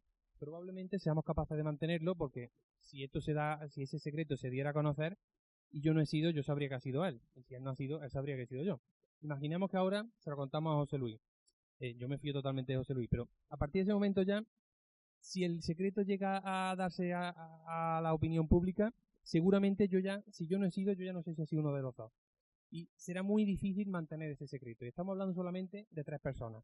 Imaginaros cuando los templarios fletaban esos barcos para ir al continente americano, se supone que fueron allí a enseñarles tecnología a cambio a los nativos, a enseñarles tecnología, a enseñarles a construir los monumentos, a construir las iglesias, a cambio de esa plata que ellos poseían, a enseñarles a sacar más rendimiento a esa plata. Es decir, que en esos barcos no podía ir solo el caballero con la espada, iba también el artesano, iba también el maestro constructor, iban los albañiles, iban los tripulantes, lógicamente, la tripulación, los que conducían el barco. Es decir, que de alguna forma tenía que ir cientos de personas a América. ¿Cómo mantienes el secreto cuando son cientos, por no decir miles, porque no sería un solo barco el que atravesó el Atlántico? ¿Cómo mantienes un secreto en el que hay miles de personas implicadas? Me parece que es totalmente imposible que los templarios tuvieran ese secreto y de alguna forma eso no llegara a conocerse. Cuando otros secretos, como el de Baphomet, como los rituales secretos, supuestamente secretos iniciáticos, sí que al final, bajo tortura, se llegó a conocer. Por lo tanto, si durante las torturas y durante los interrogatorios no salió a la luz el secreto americano, pienso que es muy complicado que realmente lo hubieran descubierto. Por lo tanto, seguimos con el interrogante de qué pintaba ahí el puerto de La Rochelle o de dónde sacaban la plata. Es un enigma que tendremos que seguir investigando. A ver, siempre me ha dejado este hombre a mí los temas más polémicos, pero bueno, ¿qué le vamos a hacer? No, tampoco lo ha rechazado, ¿eh? A ver, ¿es posible esto? ¿Es posible que los templarios descubriesen quién fue realmente el padre de Jesús? Ya saben ustedes lo que defiende la Iglesia Católica, ¿no? Que Jesús realmente fue concebido por su madre, pero sin participación de San José, el padre putativo, su padre, este señor. Pero es muy extraño esto, realmente, ¿no? O sea, se puede entender que los cristianos, los inmediatos seguidores de Jesús, cuando confeccionaron el Nuevo Testamento, los Evangelios, pues quisiesen dignificar al que seguramente no había sido más que un profeta judío local, convirtiéndole en el Hijo de Dios, ¿no? Pero si lo hicieron así, realmente es muy inquietante cómo lo hicieron. Porque, como verán, es muy anómalo la manera en la que se refieren a Jesús, ¿no? Y de hecho vamos a pasar directamente a eso y ahora os cuento más cosas. Por ejemplo, a Jesús en el Evangelio de Marcos, solamente en dos de los Evangelios, en Mateo y Lucas, se cuenta la historia del nacimiento milagroso de Jesús, ¿no? Ya saben. Pero en el Evangelio de Marcos, que es el más antiguo de ellos, que se ha dado en torno a los años 70 aproximadamente, seguramente es un poco posterior, a Jesús una y otra vez se le hace referencia como Jesús, hijo de María. Y eso es una anomalía tremenda dentro de un mundo que, como decía antes, tan machista como el judío. Lo normal es calificar a alguien siempre con el nombre de su padre. Sería Jesús, hijo de José, lo normal. De hecho, no hay ni un solo personaje más en toda la Biblia, ya no digo solamente en el Nuevo Testamento, sino en toda la Biblia, que se le mencione así. Solamente hay un personaje que se le menciona de una manera parecida, que es precisamente al personaje que aparece en Hechos de los Apóstoles, que es a Santiago, el hermano de Jesús. Es decir, a Santiago no lo dicen como Santiago, el hijo de su padre, fuese quien fuese su padre, sino como el hermano de Jesús, ¿no? Eso quiere decir que hay algo raro pasaba con el auténtico padre de Jesús. Los judíos siempre lo han tenido muy claro. En el Talmud judío, por ejemplo, aparece esta mención. En el Talmud judío tienen claro que Jesús fue o bien hijo de una mujer y de un hombre que no estaban casados, o que concibieron a Jesús durante la menstruación, que también era una barbaridad, o que era hijo de un tal Pandira o Pantera. Puede parecer curioso esto, pero es que hay un libro que por supuesto la Iglesia aniquiló, pero que tenemos constancia de ese libro gracias a un libro que se escribió con el escritor original de Alejandría, refutando ese libro, que se llama Contra Celso. El libro se llama Celso. El libro se llama El discurso verdadero de los cristianos, y el autor se llama Celso. Un filósofo del siglo III, de principio del siglo III, que, como decimos, no queda ningún vestigio de ese libro, y lo conocemos gracias a un libro que lo critica. Bueno, pues bien, en ese libro, el tal Celso decía lo siguiente: esta, María, culpada de adulterio con un soldado llamado Pantera, fue rechazada por su marido, carpintero de profesión. A ver, está claro que este libro es un libro de alguien que está atacando al cristianismo, no se puede tomar en serio, ¿no? Pero hay que tener en cuenta de dónde sacó este señor, el Celso esos datos. ¿Es que acaso había un rum? ¿Es que acaso había un rumor que decía que Jesús era el hijo de un soldado romano? Bueno, pues puede parecer una tontería, puede parecer una casualidad, pero es que resulta que a mediados del siglo XIX, en Alemania, durante la obra de construcción de un ferrocarril en un pueblo que se llama Bingen, aparecieron una serie de lápidas y de estelas romanas, y una de ellas, y esto es muy curioso, una de ellas decía lo siguiente, os digo traducido: Tiberius Iulius Abdes Pantera, de Sidón. Sidón es Sion, o la Sidón típica y mítica de los fenicios, que estaban muy cerquita de Nazaret. De 62 años, sirvió durante 40 años como puesto estandarte oficial de la primera corte de arqueros, yace aquí. Es decir, un soldado romano que nació en Sidón, que se llamaba Pantera, y que estuvo durante 40 años sirviendo allí, en Palestina, en Filistea, como queramos llamarla esa tierra, ¿no? Obviamente es una especulación, pero ¿y si fuese así? ¿Y si María, por lo que fuese, tuvo una relación o extramatrimonial o prematrimonial con un soldado romano, quedó embarazada y desde entonces por eso se mancilló de alguna manera el personaje de Jesús, y a partir de ahí, para intentar legitimar, eso sería la mayor de las ofensas posibles en el mundo judío. O sea, un bastardo sería lo peor, también era lo peor en el mundo occidental, ¿no? Pero para los judíos eso es una barbaridad, era motivo para que fuese incluso un esclavo Jesús, ¿no? Y sí fue así, y por eso le otorgaron ese origen mítico de que fuese el Hijo de Dios. Bueno, pues no lo sabemos, pero eso explicaría por qué le llamaban Jesús, Hijo de María. Entre otras cosas, claro. Pero bueno, ya si os parece, seguimos, vamos viendo. De nuevo volvemos a Santo Grial, porque es otro de los clásicos motivos que siempre se ha planteado que tuvo que ver con la persecución de los templarios. Lo que pasa es que, no vamos a hablar de Santo Grial porque ya sabéis, creo, que es otra cosa. Vamos a hablar de la Copa de la Última Cena, ¿vale? Santo Grial sería imposible custodiarlo porque no es un objeto físico. Creo que la mayoría habréis escuchado o habréis leído que es precisamente un monje cisterciense quien identifica el Santo Grial con la Copa de la Última Cena. ¿Por qué? Pues porque ve que el mito griálico está adquiriendo gran cantidad de seguidores, es un mito cargado de paganismo y hace lo que ha hecho siempre la Iglesia, coger algo que a la gente le gusta, convertirlo en algo cristiano. Entonces es Robert de Borón, el monje que se inventa el mito de que la Copa de la Última Cena es el Santo Grial, pero no tiene absolutamente nada que ver. Lo que los cristianos, lo que los templarios pudieron custodiar fue precisamente la Copa de la Última Cena. Se dicen ahora mismo que es la de Valencia, ¿no? Igual que hubo un tiempo que se pensaba que quizá era la de León, la Copa del Cáliz de Doña Urraca. Ahora sabéis que está muy en entredicho porque, bueno, se está jugando la credibilidad de las pruebas que se habían aportado. Así que vuelve a ser el Cáliz de Valencia que tiene ahora mismo mayor número de papeletas de haber sido, ojo, no el Santo Grial, sino el cáliz que estuvo presente durante la Pascua, durante la Última Cena. Repasando un poquito su historia, parece que solo tenemos documentación a partir del siglo XI, pero la tradición cuenta que en el siglo III el Papa Sixto II, ante el avance de los romanos, ante el acoso de los romanos, pone a salvo la copa que había traído San Pedro desde Jerusalén, hasta Roma, y como no se le ocurre dónde ponerla a salvo, pues se la entrega al diácono Lorenzo, un diácono español que venía de Huesca, para que la ponga a salvo pues en el lugar que él piensa más alejado de los romanos, que es España.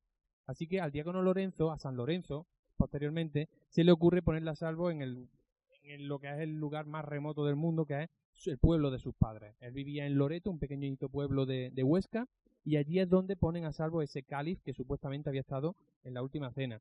Luego, allí es donde pasa hasta principios del siglo VIII, cuando se tiene lugar la invasión musulmana. Tarik y los demás pues llevan a cabo esa invasión.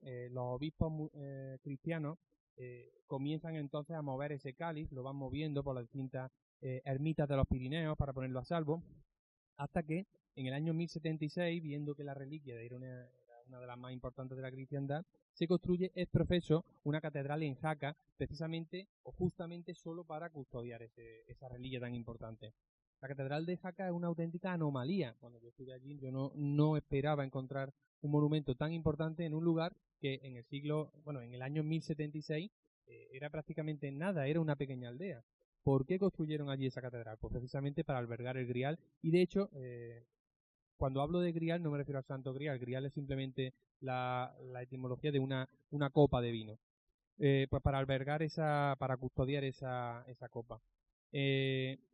Pero muy poquito tiempo después se traslada a San Juan de la Peña. ¿Por qué? Porque allí estaban asentados los templarios y en ese lugar era donde más protegido iba a estar. Así que los templarios custodian esta copa de la Última Cena, o si damos por buena su autenticidad, la custodia en San Juan de la Peña. A partir de aquí es cuando ya sí tenemos un rastro histórico, y a partir de ahí ese periplo continúa por Zaragoza, Barcelona, hasta que en el siglo XV llega a la Catedral de Valencia. De ahí se ha mantenido, y bueno, pues desde principios del siglo pasado se encuentra expuesto en la capilla del cáliz. Solamente la Iglesia ha autorizado una investigación científica de este cáliz. Ese hombre que veis ahí, ese arqueólogo Antonio Beltrán, en el año 1960, tuvo la ocasión de desarmar el cáliz y de llegar a varias conclusiones. La primera, que esas asas repletas de joyas no son evidentemente tan antiguas como el resto de la copa. Esas son de estilo gótico, se fundieron en el siglo XII.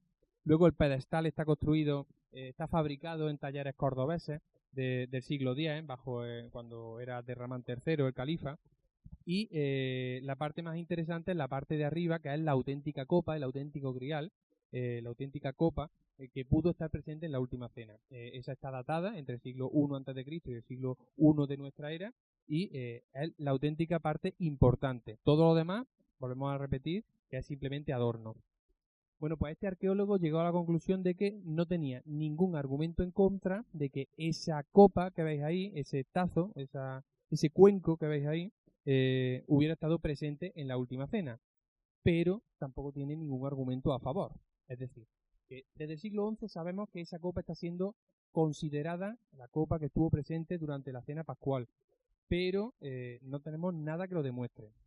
De hecho, las leyendas comienzan a hablar de esta copa a partir del siglo III, como hemos comentado, ¿no? A mediados del siglo III. O sea que desde que muere Jesucristo hasta año 250 aproximadamente, no sabemos qué ha pasado. Imaginaros lo fácil que sería a día de hoy manipular a la opinión pública y hacerla creer que una copa hubiera pertenecido a alguien de hace 200 años. Pues si hoy sería fácil, que tenemos hemerotecas y demás, imaginaros en aquella época, imaginaros qué fácil sería en aquel momento, en el siglo III, hacer creer a la gente que una copa que yo tenía guardada en mi casa, pues que había pertenecido a un ser, bueno, pues tan importante como Jesucristo. Por lo tanto, creo que es un auténtico acto de fe pensar que esa copa pudo estar presente en la última cena. ¿Que es muy antigua? Sí, pero que estuvo aquella noche, si es que hubo última cena, que estuvo aquella noche presente sobre el mantel, bueno, pues creo que es un auténtico acto de fe. Aunque por otro lado hay que recordar que las reliquias son precisamente eso. La importancia de las reliquias no es el valor intrínseco del objeto, sino la importancia que nosotros le damos. Por ejemplo, cuando en León se comentó que estaba allí el auténtico Santo Grial, ¿qué impacto económico supuso eso para la ciudad?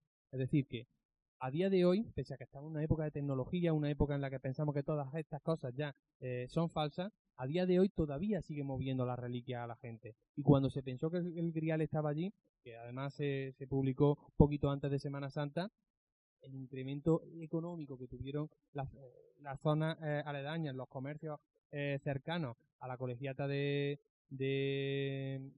San Isidoro de León fue espectacular. Por lo tanto, creo que no debemos despreciar el valor de las reliquias, aunque es muy difícil pensar que esa reliquia, que ese cuenco, realmente estuviera presente en la última cena. Bueno, y ahora ya estamos llegando a la parte final de la charla, y quizá quedan los argumentos más interesantes. ¿Y si lo que descubrieron los templarios fue el mensaje auténtico de Jesús de Nazaret?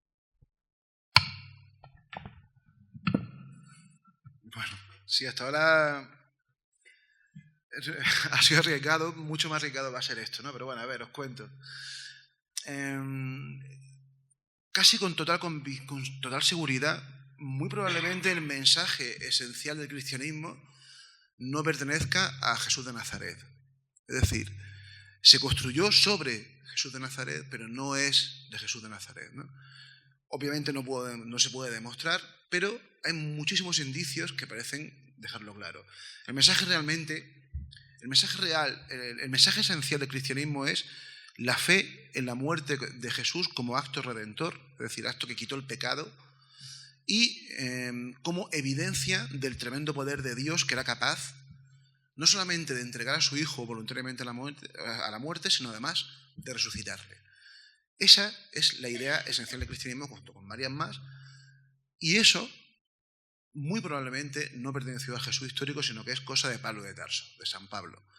No voy a entrar mucho en eso, pero sí le voy a plantear para que entiendan, y además lo que le voy a decir es simplemente, le invito a que lean los evangelios, para comprobar cómo realmente no parece tan claro esto. No parece tan claro que Jesús supiese que iba a morir, por ejemplo, y eso es esencial para que fuese un gasto voluntario de entrega por todos nosotros. No parece tan claro que Jesús, cuando dijo aquello de amaos unos a otros como yo os he amado, realmente se refiriese a todos nosotros, sino posiblemente se refiere solamente a su pueblo, a los judíos, ¿no? Pero bueno, Jesús era judío, Jesús creía en Yahvé, en el Dios del Antiguo Testamento, en el Dios colérico, agresivo, violento, vengador, sanguinario y machista, que una y otra vez protagoniza escenas auténticamente, no sé, que no se me ocurre cómo calificar de otra manera que no sean gores en el Antiguo Testamento. Un Dios absolutamente arbitrario, en el que en más de una ocasión hace cosas que no tienen explicación y de hecho, de ahí viene el dicho aquel de los caminos de Dios son inescrutables, ¿no? Yahvé. De hecho, ni siquiera sabemos quién es Yahvé. No sabemos realmente, ni siquiera Yahvé es su nombre. Porque no se sabe. De hecho, no se puede ni siquiera pronunciar el nombre de Yahvé, ¿no? Es un Dios un poco esquivo. Pero bueno, es el Dios, y esto es esencial en el judaísmo y en el mensaje de Jesús, es el Dios que eligió a un pueblo, a los descendientes de Abraham. La Biblia, el Antiguo Testamento, si lo ven de esta perspectiva, no deja de ser el relato de una familia. El relato de los descendientes de Abraham, básicamente.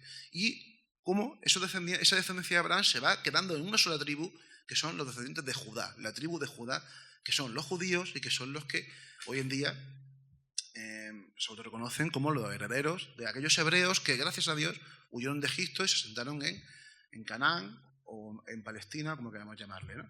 Bueno, pues Jesús creía que él era uno, creía firmemente que era uno de ese pueblo elegido, creía que su Dios era Yahvé y creía que Yahvé, y eso una y otra vez lo recordarán, lo conocerán, por lo menos, aunque no sean creyentes, recordarán cuando hicieron la comunión, que Jesús una y otra vez anunciaba la inminencia de la llegada del reino de Dios. ¿Vale? ¿Qué es el reino de Dios? Pues no deja de ser el momento en el que ese Dios, Yahvé, iba a llegar para liberar a su pueblo de una vez por todas, en este caso del yugo de los romanos. Iba a ser el Dios que le iba a dar por fin la tierra prometida al pueblo elegido. Y Jesús una y otra vez habla de esto. Pero además, una y otra vez dice que ese momento ya había llegado. De hecho, hay varios versículos que tienen un par de ellos en los que Jesús le dice a sus discípulos: alguno de vosotros lo veréis. Pero eso no pasó. Pero bueno, es más, Jesús una y otra vez, y esto es muy intrigante, y da pie a especular de, y si los templarios, hay una cosa que tenemos que tener en cuenta, y esto es esencial, ¿no? La gente hasta el siglo XVI no leía el Nuevo Testamento. Entre otras cosas porque no sabían leer, pero sobre todo porque no había Nuevos Testamentos disponibles para la gente, los tenían solamente los curas, los tenían solamente la Iglesia. Y además, la interpretación correcta del Nuevo Testamento, y de ahí surge el protestantismo, surge la reforma de Lutero, de Calvino y demás, surge precisamente cuando se interpreta la Escritura de una manera distinta a la que establecía la católica, ¿no? Bueno, pues por ejemplo, hay varios episodios en los que Jesús exhorta a sus seguidores a que abandonen todo, abandonen la familia, abandonen los dineros, abandonen las tierras y se vayan con Él, porque lo que importa ahora es eso, es luchar para instaurar el reino de Dios. El resto da igual, ¿no? Pero Jesús fracasó. Fracasó no solamente porque murió en la cruz, como todos saben, sino porque ese supuesto fin del mundo, al menos como lo conocían, esa llegada del reino de Dios no pasó. Al revés, lo que pasó fue la destrucción absoluta de los judíos por el Imperio Romano en las dos guerras del año 70 y del año 135.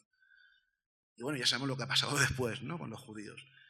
¿Qué es lo que pasó? Los cristianos reconstruyeron esa profecía de Jesús, del fin del mundo, y en vez de que fuese inminente, como el propio Jesús creía y afirmaba, le hicieron como una cosa a largo plazo que, bueno, ya veremos cuándo pasará, ¿no? Y en eso estamos, 2000 años después, pues aún no ha llegado al fin del mundo, esperemos que llegue pronto. Pero el reino de Dios, y esto es esencial, no era para todo el mundo, era para ellos, era para los judíos. Jesús estaba totalmente convencido de eso, y como mucho para alguno más que se arrimase a la estela de los judíos, ¿no? Hay un ejemplo que yo le invito a que lo lean, está en Marcos 7, que es muy curioso porque Jesús va hasta un pueblo, hasta la región de Tiro, a curar a la hija de una mujer sirofenicia, una mujer fenicia, es decir, pagana, no judía, porque su hija está poseída. Y cuando Jesús llega allí, la mujer le pide ayuda y entonces Jesús le dice: deja que primero se sacien los hijos, porque no está bien quitarles el pan a los hijos y echárselo a los perros. ¿Entienden la metáfora? Los hijos son los judíos, los perros son los paganos, los gentiles. Es decir, lo que dice Jesús es, cuando la mujer le pide ayuda para que cuide a su hijo, Jesús le dice: deja primero que se sacien los hijos y el resto para los perros, para los gentiles. Y la mujer le dice: sí, Señor, pero hasta los perros comen debajo de la mesa las migajas que dejan los hijos, ¿no? Ese mensaje de Jesús es muy provocador y pasa muy desapercibido. Claro, los exegetas cristianos intentan justificarlo de alguna manera, pero realmente cuesta mucho, ¿no? Y por supuesto el mandamiento del amor esencial, el amar al prójimo a ti mismo, pues resulta que eso no es de Jesús, sino que es un mandamiento que está en el Levítico y que se refiere, una vez más, no ama al prójimo o a ti mismo. El prójimo no son los demás, el prójimo es el otro judío, no el otro humano. Estamos terminando y nos quedan precisamente las dos teorías más importantes, o quizá las más interesantes, porque ¿y si lo que ocurrió fue que Jesús tuvo un gemelo? Antes habló Óscar de la posibilidad de que Jesús no muriera en la cruz. Él mismo dijo que él piensa que no, que efectivamente murió en la cruz. Yo también estoy convencido de ello. Pero, fijaos, ¿y si la hipótesis de gemelo pudiera facilitar todo lo que vino después? Hay una serie de versículos en la Biblia que también, bueno, incluso en los evangelios oficiales, nos pueden hacer pensar que hay algunas partes que no cuadran. Fijaros. Por ejemplo, en Juan 20, dice, diciendo esto, se volvió atrás y, bueno, tengo que poner un poquito el contexto. Esto es cuando María Magdalena va a visitar la tumba de Jesús, ¿vale? La encuentra vacía y se pregunta que dónde está. Entonces, diciendo esto, se volvió hacia atrás y ve a Jesús de pie sin saber que era él. Dícele Jesús, mujer, ¿por qué lloras? ¿A quién buscas? Ella, pensando que era el hortelano, le dice, Señor, si tú te lo llevaste, dime dónde lo has puesto y yo lo recogeré. Es decir, que María Magdalena, podemos especular que fuera o no su mujer, pero indudablemente era una persona muy cercana a Jesús, dice que no sabía que era él. Se encuentra Jesús resucitado y no sabe que es él. Y luego, incluso lo arregla diciendo que pensaba que era el hortelano. Pero es que hay más. En el mismo Juan encontramos otro versículo también interesante que dice, haciéndose ya de mañana, paró Jesús sobre la ribera. Esto es cuando va a ver a sus discípulos. Pero los discípulos no sabían que era Jesús. Entonces Jesús les dice, hijos, ¿tenéis algún pescado? Es decir, se encuentra a los discípulos, Jesús va a buscar a los discípulos que estaban pescando. Se dirige a ellos y estos, de nuevo, no lo reconocen. No es extraño que, imaginaros vosotros, no sé, un compañero de trabajo que un día no va a trabajar y al día siguiente ya llega y ya no lo conocéis. Y a los 11 discípulos marcharon a Galilea, a la montaña donde los había citado Jesús. Y al verle lo adoraron, pero algunos dudaron. Eso en Mateo, también otro de los evangelios oficiales. Seguimos con Lucas. Y he aquí que dos de ellos caminaron ese mismo día hacia una aldea que distaba 60 estadios de Jerusalén llamada Emaús. Y mientras ellos platicaban e inquirían, el mismo Jesús, acercándose, empezó a caminar con ellos. Pero los ojos de ellos quedaron impedidos de conocerlo. Lucas. O sea, los ojos de sus discípulos estaban impedidos de reconocerlo. Y quizá para mí el versículo y la frase más interesante, mi frase favorita de toda la Biblia. Veréis. Y ellos, quedándose pasmados y llenos de miedo, creían contemplar un espíritu. Se supone que Jesús había resucitado en forma espiritual, ¿no? Prácticamente como si fuera un fantasma. Sin creerlo a ellos, aún por causa de la alegría, y quedándose suspensos, él les dijo, ¿tenéis aquí algo que comer? Y ellos le dieron un trozo de pez asado, y tomándolo, lo comió delante de ellos. Yo sé que aquí en el público hay varios amigos que se dedican a la investigación de fenómenos extraños, ¿no? Que van a, bueno, pues que han recogido muchos testimonios de fenómenos extraños, de apariciones de fantasmas. Me gustaría que me dijerais si alguno de esos espíritus alguna vez se ha comido un pescado. Es un poco llamativo, ¿verdad? Que se coma que un fantasma se aparezca y que lo primero que haga es pedir comida. ¿Por qué? Vamos a analizar esos 5, que vuelvo a repetir, 5 versículos que están en los evangelios oficiales. ¿Por qué sus discípulos más cercanos no lo reconocían cuando estaban acostumbrados a verlo? ¿Por qué esas apariciones, otro dato muy interesante, siempre ocurrían en parajes desérticos y siempre delante solamente de sus personas más allegadas, en una barca con 3 discípulos, en medio del desierto? A ver, alguien podría decir, bueno, es que quizá temía, ¿no?, que lo reconocieran los romanos y lo volvieran a apresar. Y a un espíritu, ¿qué le importa? ¿Cómo lo van a volver a apresar? No tendría por qué temer a nadie, ¿no? Y quizá lo más interesante, si quiere demostrar que ha resucitado, que ha triunfado sobre sus enemigos, que se presente en medio de Jerusalén, en medio de la muchedumbre, para demostrar a todo el mundo su victoria, no delante de sus 3 amigos. Que queda un poco fuera de lugar, ¿no? Y lo más impresionante de todo, ¿por qué necesita alimentarse? Vuelvo a repetir, es curioso. Por otro lado, también está la hipótesis de que la tumba estaba protegida, ¿no? Si se supone que, según San Mateo, que la tumba estaba protegida, era muy difícil que los discípulos robaran el cuerpo, ¿no? Esta hipótesis se basa en la teoría de que los discípulos pudieron robar el cuerpo. Pero dice Mateo que al día siguiente se reunieron los sacerdotes y fariseos ante Pilato y le dicen: Señor, recordamos que aquel embaucador dijo que estando aún vivo, después de 3 días resucitaré. Manda pues que se asegure la sepultura hasta el tercer día, no sea que viniendo sus discípulos lo roben y digan al pueblo: resucitó de entre los muertos. Bueno, esto, Óscar lo sabe bien, solamente lo menciona Mateo, es el único de los evangelistas que da la hipótesis de que estaba la tumba protegida. ¿Y por qué? Él bien ha dicho que este evangelio se escribe en el año 70 después de Cristo. Estamos hablando, pues eso, 30 y tantos años después de la muerte, y probablemente algunos más, ¿no?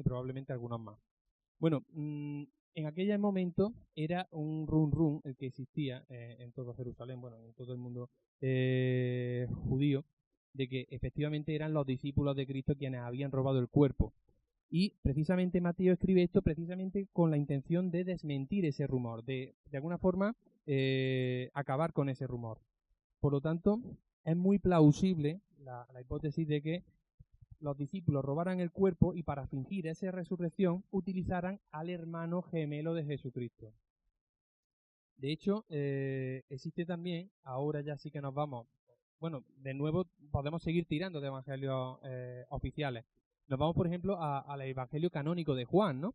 Donde dice en el 11:16, dijo entonces Tomás, llamado el Dídimo, que sus condiscípulos vamos también nosotros muramos como él. Bueno, la voz Dídimo proviene de dídime, del griego, significa gemelo. Pero es que Tomás también significa gemelo. Es decir, que de alguna forma ese nombre es simbólico. El nombre de Tomás está reforzando la idea de que Tomás era el gemelo de Cristo. Nuevamente, Juan, un poco más adelante, dice Tomás, uno de los 12, llamado el mellizo, ahora ya sí que lo dice claramente, no estaba cuando vino Jesús. Pero es que luego vuelve a repetirlo, vuelve a insistir en la idea. Estaban juntos Simón Pedro, Tomás, llamado el mellizo. Es decir, que el propio Juan, de alguna forma, repite 3 veces que Tomás era el mellizo de Cristo. Pero es que en los evangelios apócrifos lo dice mucho más claro. Ven, oh santo poder del Espíritu, ven, oh santa paloma, que das luz a los 2 gemelos. O sea, más claro ya el agua. Eso en Hechos de Tomás 50. O como se dice que eres mi gemelo y mi amigo verdadero, examínate a ti mismo y comprende quién eres, ya que te llaman hermano mío. Libro de Tomás 1:3. Es decir, que la hipótesis de que Jesús tuvo un hermano gemelo no es para nada descartable, y la de que los discípulos robaran el cadáver y luego hicieran a alguien que se parecía, no sabemos si era su gemelo o si era un hermano que se parecía mucho a él, pero la hipótesis de que poner a alguien que se parecía a él físicamente, haciéndose pasar por él, la verdad es que no es para nada descartable. ¿Fue esto lo que descubrieron los templarios? Quizás. Bueno, pues ya para acabar, que nos quedan nada, un par de minutos, nada, ¿no? Ni siquiera eso. No, venga, 5 minutos. Nada, 1 minuto, venga. Nos tenemos que ir, venga, a ver, rápido. Claro, rápido, venga, a ver. Una pena porque esta última teoría, para mí me parece una de las más razonables, como una posible explicación al fin de los templarios, sobre todo porque Juan el Bautista tiene mucho que ver también con el famoso Baphomet y además los templarios, igual que Cister, tienen un especial seguimiento a Juan el Bautista, ¿no? Bueno, a ver, no sé si conocen ustedes cómo funciona el relato evangélico, pero en todos los evangelios, por lo menos en Marcos y en Mateo, comienzan, después de los episodios de la infancia de Jesús, comienzan con el bautismo de Jesús en el Jordán. Conocen esta historia, ¿no? Bueno, esto es muy inquietante, sobre todo porque no tiene sentido que Jesús, el que supuestamente era el Hijo de Dios, vaya a bautizarse con un tipo que asegura que al bautizar quita el pecado. Es decir, ¿es que el Hijo de Dios era un pecador? Es raro. Que conste que estoy adelantando mucho porque no tenemos tiempo. Es raro y todo parece más bien responder a que de alguna manera había una obligación por parte de los evangelistas de introducir necesariamente al personaje de Juan porque realmente tuvo relación con Jesús. ¿Y cuál es la relación que tuvo con Jesús? Pues seguramente que Jesús fue su discípulo. Y dirán, bueno, pues esto es una tontería, eso lo sabemos todos. Sí, pero no. Porque en los evangelios, una y otra vez, a Juan se le muestra como el precursor, como el anunciador, como el que dice, este es el Cordero de Dios que quita el pecado del mundo, el que vendrá a bautizar con fuego mientras él bautiza con agua. Pero no parece que sea así. De hecho, en un montón de ocasiones, se les muestra, y esto es asombroso, se les muestra a los dos, a Juan y a Jesús, predicando a la vez y por la misma zona. Incluso los discípulos de Jesús se quejan de que los discípulos de Juan tienen que hacer fuertes ayunos y son mucho más serios. Y sin embargo Jesús, de hecho, varias veces a Jesús en el Nuevo Testamento le acusan de ser un tío aficionado al vino, a las buenas comidas y a las mujeres. En serio, no puede parecer tontería, pero es verdad que le acusan de eso. De hecho, fíjense cuál es el ritual más importante del cristianismo, que no deja de ser una cena en la que hay vino y comida, ¿no? Pero bueno, qué una pena porque no vamos a hablar de todo esto, ¿no? Pero bueno, no sé si conocen este cuadro. ¿Lo conocen, verdad? Da Vinci. Fíjense en esto. Esta es la versión original que hizo Da Vinci. Esta es la versión falsa que hizo unos cuantos años después porque se quejaron de lo anómala que es esta. ¿Quién creen que aquí que es Juan? ¿Y quién es Jesús? ¿Este es Jesús? ¿Sí? Nada, pero porque he hecho la pregunta ya decís que no. Bueno, pues este es Juan. Ese es Juan. Y este es Jesús. ¿Por qué María coge de esa manera tan cariñosa a Jesús? O sea, perdón, a Juan. ¿Por qué? ¿Por qué ese es Juan? Aquí tienen, esta es la versión que hizo Juan, la versión que hizo Da Vinci después. A Juan le pusieron su clásico atributo, que es la cruz, y no se ve muy bien, pero se nota aquí la piel con la que vestía Juan el Bautista. Aquí aclaró lo que quería decir, pero aquí si se dan cuenta hay una diferencia esencial que es la mano del ángel, que no está en esa versión. ¿Qué es lo que está señalando aquí? ¿Y si aquí ponemos una cabeza y alguien diseccionándola? ¿Y si se refiere a Juan el Bautista, el ángel? Juan el Bautista según Da Vinci, de nuevo ese dedo. Paso. Este cuadro no es de Da Vinci, es de Rafael, pero es muy curioso. Y fíjense, ¿saben quién son estos dos personajes? Platón y Aristóteles. ¿Saben quién es Platón? Platón es el que le enseña al cielo, al mundo de las ideas. ¿Y qué hace Aristóteles? El gesto que hacía la Virgen María en el cuadro de Da Vinci. Aristóteles señala a la tierra, a la realidad. Y si todo esto responde a una corriente subterránea que defendía que el auténtico Dios, el auténtico Mesías, el auténtico enviado era Juan el Bautista, el que apunta hacia el cielo, y Jesús era un profeta mundano, terrenal, ¿no? Bueno, pues, lo siento, pero no podemos hablar mucho más, pero se me queda en el aire esto, que son los mandeos, que son una gente, una tribu del norte de Irak, que a día de hoy siguen creyendo que Jesús era un falso Mesías y que el profeta era Juan. Y ya por último, pues esto. Los masones le dan mucha importancia a Juan el Bautista porque están plenamente convencidos de que era el auténtico Mesías, y de hecho sus dos grandes festividades son el día de San Juan y el día de San Juan el Evangelista, que es el 27 de diciembre. Bueno, la conclusión final es decir que los templarios encontraron algo en Tierra Santa que los hizo tremendamente incómodos para la Iglesia Católica de su época, pero el qué, de las 9 o 10 posibilidades que hemos dado, pues eso lo dejamos a ustedes para que cada uno saque sus propias conclusiones. Si quieren encontrar más información o necesitan más documentos para sacar esas conclusiones, pues ahí tienen un par de libros que les ayudarán seguramente a aclararse y que estaremos, si quieren traérnoslos para que los firmemos, estaremos completamente encantados de hacerlo. Muchas gracias.